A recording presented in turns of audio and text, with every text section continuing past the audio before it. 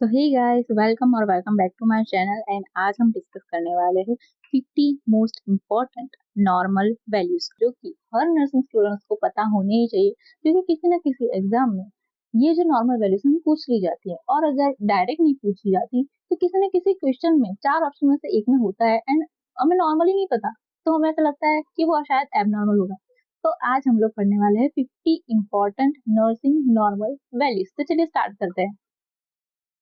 सबसे पहले तो मैंने ना इसको एकदम कलरिंग वे में बनाया है ताकि आप लोगों को पढ़ने में बोरिंग ना लगे। ओके, सबसे पहले स्टार्ट करते हैं वाइटल साइन, क्योंकि जिंदा रहने के लिए वाइटल साइन बहुत जरूरी है। तो हमें देखना है कि पेशेंट ले कर रहा है या डिके कर रहा है। तो सबसे पहले body temperature 36.5 to 37.5 degree Celsius, and Celsius में से फ़ारेनहीट में कन्वर्ट करने का फॉर्मूला तो पता है ना आप लोगों को, ऑफ कोर्स पता ही होगा, आप लोग स्मार्ट हो।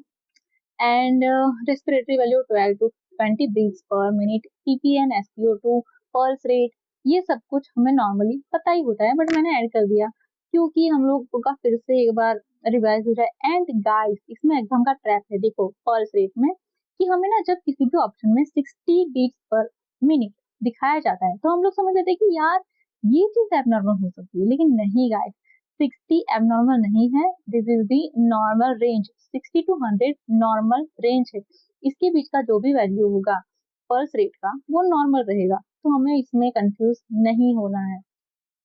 एंड इसके वाइटल साइन के बाद है blood and CBC.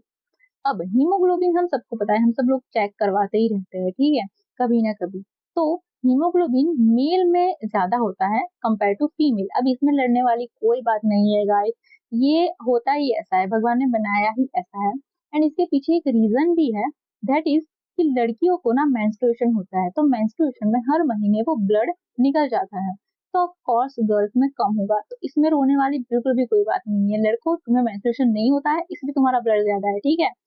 So H B होता है 30 टू 7 ग्राम पर डीएल मेल में एंड 12 टू 15 ग्राम पर डीएल फीमेल में। नाउ आरबीसी काउंट भी मेल में ज्यादा होते हैं, क्योंकि ब्लड उन लोगों में ज्यादा है, फीमेल का तो निकल गया, सत्यानाश हो गया, हर महीने होता ही है। तो मेल में है 4.5 टू 5.9 मिलियन पर माइक्रोलीटर। नाउ ये जो आरबीसी है वो मिलियंस में होते हैं, ठीक है। तो हमें ना यहाँ पे मैंने याद करने का एक तरीका किया है, देखो आरबीसी, डब्ल्यूबीसी एंड प्लेटलेट, चारों में आप लोगों ने नोटिस किया कुछ 4 नंबर आ रहा है। आरबीसी हमेशा मिलियंस में होती है, ठीक है, ये याद रखना, मिलियंस में। एंड डब्ल्यूबीसी जो है वो हजारों में होती है, प्लेटलेट जो है वो लाख में होती है। तो अब आरबीसी में हमें काउंट करना है, 4 कहाँ आता है स्टार्टिंग में, डब्ल्यूबीसी में भी 4 स्टार्टिंग में आता है, लेकिन प्लेटलेट प्लेटलेट जो है वो पलट जाती है, मतलब कि जो 4 वाला जो नंबर है वो लास्ट में आता है। सो आरबीसी होती है 4.1 टू 5.1 मिलियन, ओके। डब्ल्यूबीसी होता है 4000 से 11000, ये तो नॉर्मल सबको याद ही होगा। एंड प्लेटलेट होती है 1.5 लाख से 4.5 लाख, ओके। तो ये याद रह जाएगा आप लोगों को, तीन तीन चीजें। पलटता कौन है? प्लेटलेट। Now haematocrit. अब हीमेटोक्रिट है ना, वो नॉर्मली हम लोग बोल सकते हैं कि हीमोग्लोबिन से 3 गुना होती है। तो हमारा लड़कियों का हीमोग्लोबिन कितना था, अगर कम से कम माने तो हमारा हीमोग्लोबिन है 12, तो 12 को 3 से गुना कर दो, कितना होता है 36, ओके। तो हमारा फीमेल का देखो 36 टू 46%। तो अगर ये याद भी ना भी रहे हीमेटोक्रिट, कोई बात नहीं, आप लोग को हीमोग्लोबिन तो याद ही है। And now ESR, sedimentation rate. अब ESR है ना, 0 से स्टार्ट होता है, 0 से 15, 0 से 20, ओके, तो ये याद कर लेना सिर्फ। उसके बाद है DLC square, immune system breakdown. Immune system में हमें 4 चीजें याद रखनी है, न्यूट्रोफिल, लिम्फोसाइट, मोनोसाइट एंड इयोसिनोफिल या बेसोफिल। अब सबसे कम जो होता है वो होता है बेसोफिल। बेसोफिल जो है, हमें बेसोफिल के साथ हिस्टामाइन याद रखना है, ओके, हिस्टामाइन क्वींस है वो। सबसे ज्यादा जो होता है वो न्यूट्रोफिल्स, उसके बाद लिम्फोसाइट, उसके बाद मोनोसाइट एंड उसके बाद इयोसिनोफिल एंड देन बेसोफिल, ओके। अब ये सारे डब्ल्यूबीसी के टाइप्स हैं, ये आप लोगों ने पढ़ाई हुआ, ठीक है, तो मैं वो एक्सप्लेन नहीं कर रही हूँ।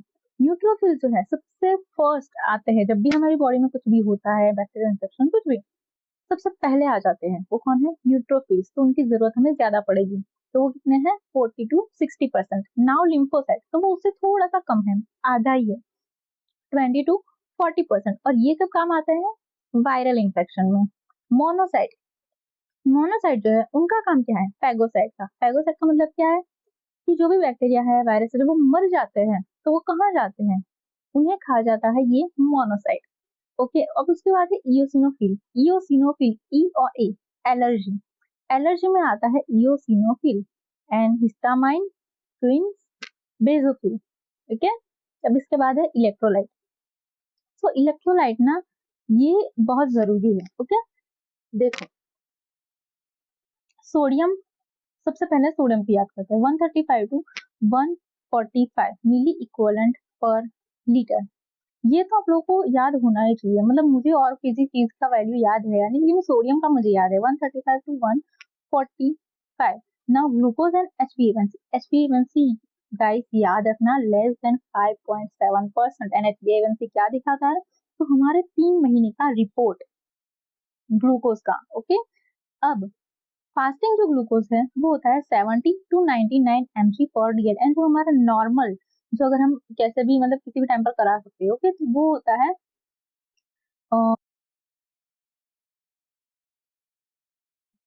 ना पोटेशियम, पोटेशियम 3.5 टू 5 होता है, कैल्शियम होता है 8.5 टू 10.5। नाउ अभी देखो हमें कैसे याद रखना है, सोडियम, अब सोडियम का तो हमने याद कर लिया 135 टू 145। अब सोडियम के साथ हम लोग ज्यादातर क्या देखते हैं नमक में, NaCl, chlorine. Okay, so chlorine जो है वो सोडियम, सोडियम के अंदर से अब हम अगर 50 कम कर देना तो हो जाता है 98।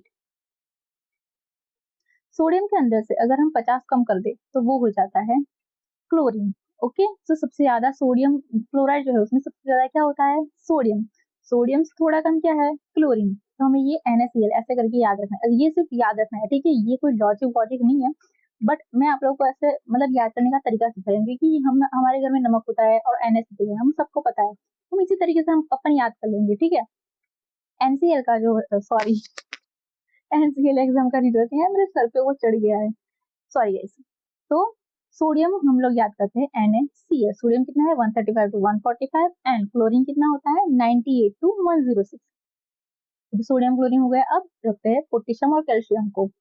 पोटेशियम और कैल्शियम जो है वो दोनों ही, पोटेशियम जो हमारे हार्ट के लिए बहुत ज्यादा जरूरी है, कैल्शियम हमारे दांतों और हमारी हड्डियों के लिए जरूरी है।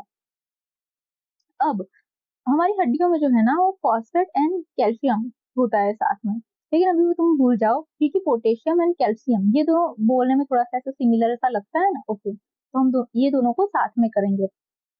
कैल्शियम जो होता है 8 से 10 होता है। ओके, जब हमने क्लोरीन के बाद क्या पढ़ा, क्लोरीन कितना है 98 टू 106, तो वही हम लेकर चलेंगे 98। सो 8 टू 10, 8 टू 10 क्या होता है, कैल्शियम। अब उसे आप आधा कर दो, ठीक है, आधा कर दो तो हो गया पोटेशियम। हो गया याद, सबसे पहले क्या याद करना है, NaCl। अब सी के बाद ही सी भी आएगा, तो वो क्या होगा, calcium and then potassium. Sodium जो है वो है 135 टू 145, क्लोरीन जो है वो है 98 टू 106, कैल्शियम जो है वो है 8.5 टू 10.5, एंड पोटेशियम जो है वो है 3.5 टू 5। हो गया याद। अब सबसे लास्ट चीज जो कि 2 नंबर में होती है और लास्ट वाली चीज 1 नंबर में होती है, वो है मैग्नीशियम एंड फॉस्फेट, MgSO4। ऐसे करके याद रखना, ठीक है, SO4 नहीं है, मैं समझ रही हूँ, लेकिन MgSO4 ये मतलब नॉर्मल चीज है, ये हमने कहीं ना कहीं पढ़ी हुई होती है, तो ऐसे करके याद कर लेना। सो Mg होता है 2.5 टू 4.5, डबल कर देना है, ठीक है, 2 से अगर हम स्टार्ट कर रहे हैं, खत्म कहाँ पे होता है 4 पे। एंड जो फॉस्फेट है PO4 वो होता है 1.7 टू 2.2।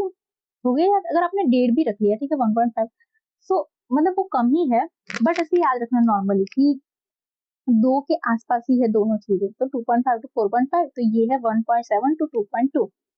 ठीक है, इतना थोड़ा सा तो आप याद कर ही सकते हो, सबकी ट्रिक नहीं होती है, बट ये ऐसा हम लोग याद कर लेंगे। ओके, तो सबसे पहले हमने किस चीज की वैल्यू याद की, अभी ग्लूकोज को अलग ही रखना आप लोग, ठीक है, HbA1c लेस देन 5.7%, ग्लूकोज होता है 70 टू 90 फास्टिंग, एंड नॉर्मल होता है 140 से नीचे। अब सोडियम जो है वहां से हम लोग स्टार्ट करते हैं NaCl, सोडियम 135 to 145, तो फिर हमारा क्लोरीन कितना होगा 98 to 106। अब आते हैं कैल्शियम एंड पोटेशियम पे, तो कैल्शियम कितना होता है 8.5 to 10.5, पोटेशियम कितना होता है 3.5 to 5। अब बच गए कौन MgSO4, SO4 means PO4 phosphate. तो मैग्नीशियम होता है 2.5 to 2.5 एंड फॉस्फेट होता है 1.5 to 2.2। हो गया यार। चलो अब अगली स्लाइड पे चलते हैं। सो अब है renal function. Okay, renal function में लिखा है कीप इट फिल्टर मतलब आप लोग के लिए थोड़ा सा अच्छा फील हो इसलिए। तो उसमें है क्रिएटिनिन, क्रिएटिनिन होता है 0.6 to 1.3, BUN जो वैल्यू है वो होती है 7 to 20, ब्लड यूरिया नाइट्रोजन।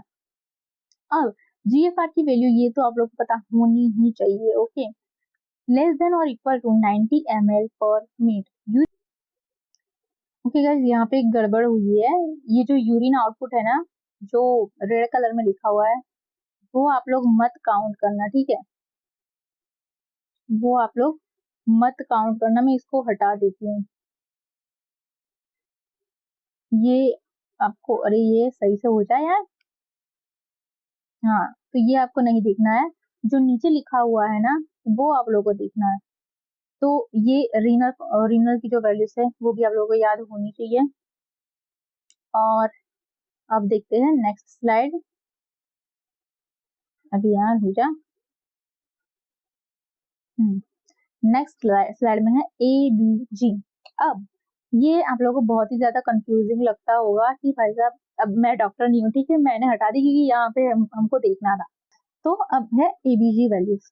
तो आर्टियल pH होती है 7.35 to 7.45, pH नॉर्मल जो होती है न्यूट्रल वो होती है 7.35 to 7.45। अगर 7.35 से कम है तो मतलब एसिडिक हो गया, एंड 45 से ज्यादा है तो अल्कलाइन हो गया। ये हम सबको पता है, नॉर्मल चीजें। ओके, नाउ PaCO2 वो रेस्पिरेटर से रिलेटेड है, एंड HCO3 मेटाबॉलिक से रिलेटेड है।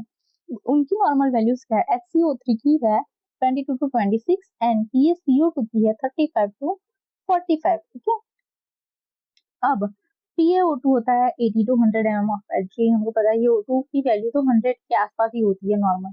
And SaO2 saturation of oxygen, इसकी वैल्यू होती है 95 to 100%। अब इसमें आप लोगों को याद कैसे करना है मैं आप लोगों को बताती हूँ। pH जो है हमारा, जो हमने कितना रखा है 7.35 to 7.45, जो लास्ट वाला है ना 35, वही उठा के हमको यहाँ रख देना है PaCO2 में 35 to 45, इसमें रखना है PaCO2। तो अब हमें सिर्फ याद क्या करना है, pH तो हमको याद ही है, PaCO2 तो हमने बना लिया है, तो रह गया क्या HCO3, वो तो हम याद कर ही सकते हैं 22 to 26। बट याद रखना कि हम ऐड किसमें करते हैं CO2 वाले में, PCO2। रेस्पिरेटरी में हम लोग ऐड करते हैं pH वाला 35 to 45। चलो अब नेक्स्ट स्लाइड, ECG वैल्यू। सो फिर हार्ट रेट तो हमने देख लिया। PR इंटरवल जो होता है वो होता है 0.12 to 0.20 सेकंड्स। QR ड्यूरेशन जो होता है वो होता है less than 12 seconds, less than 0.12 seconds. QTC interval जो होता है वो होता है 0.36 to 0.44 seconds. Now neuro and pressure matrix, CSF analysis. तो CSF कैसा होता है, क्लियर एंड कलरलेस, और उसका प्रेशर जो होता है वो होता है 10 to 20 सेंटीमीटर H2O।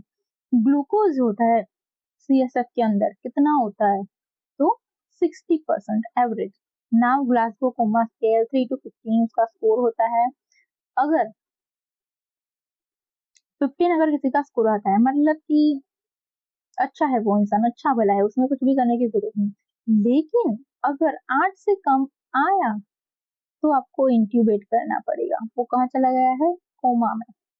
अब इसके बाद है ICP, intracranial pressure, and CVP। So ICP होता है 5 to 15 एंड CVP होता है 2 to 6। ये आपको याद रखना पड़ेगा, ठीक है।